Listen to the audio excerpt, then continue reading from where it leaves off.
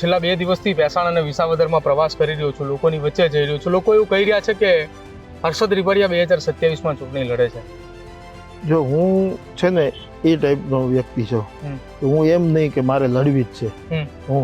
મને તો ખેડૂતોના, હું ધારાસભ્ય નથી છતાં આજે કામ કરું છું. એવું નથી કે આપણે ધારાસભ્ય હોય, હોદ્દા ઉપર હોય તો જ આપણું હાલે, તો જ કામ થાય.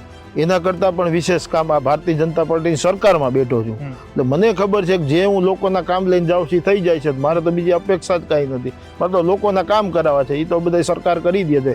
આપણે કાંઈ વ્યક્તિગત મારા કાંઈ ન હોય. મારે કાંઈ દુકાન નથી કારખાનું કે નથી કાંઈ બિલ્ડિંગો બનતી. આ વાડીએ હાથ બાર છે એ જ છે, અને ખેતી છે જમીન, બાકી કોઈ બિઝનેસ નથી. મારે બીજું કાંઈ કામ ન હોય ખેડૂતોનું હોય, એટલે એ કરી આવું છું, થઈ જાય છે. એટલે એમાં બહુ અપેક્ષા નથી કે આપણે લડી લઈ, કારણ કે બધું કરી લીધું. 2 ટર્મ ગયો છે. તમારી અપેક્ષા નથી, તમે એવું કહ્યું, પણ તમારી જનતા એવું કહે છે કે હર્ષદ રીપડિયા હવે મેદાને ઉતરવાની તૈયારી જો કરે તો 2027માં જેમ 2014ની પેટા ચૂંટણીમાં હાર તોરા કરીને અહીંની જનતા તમને લાવી હતી, એવી રીતે જનતા લાવવા માંગી રહી છે. અને જનતા તમને આવીને એમ કહે વિસાવદર ભેસાણની કે હર્ષદભાઈ તમારે લડવાનું છે, તો પાર્ટીની સમક્ષ તમે રજૂઆત કરશો ખરા કે મારી જનતા મને કહી રહી છે કે તમે લડો એમ?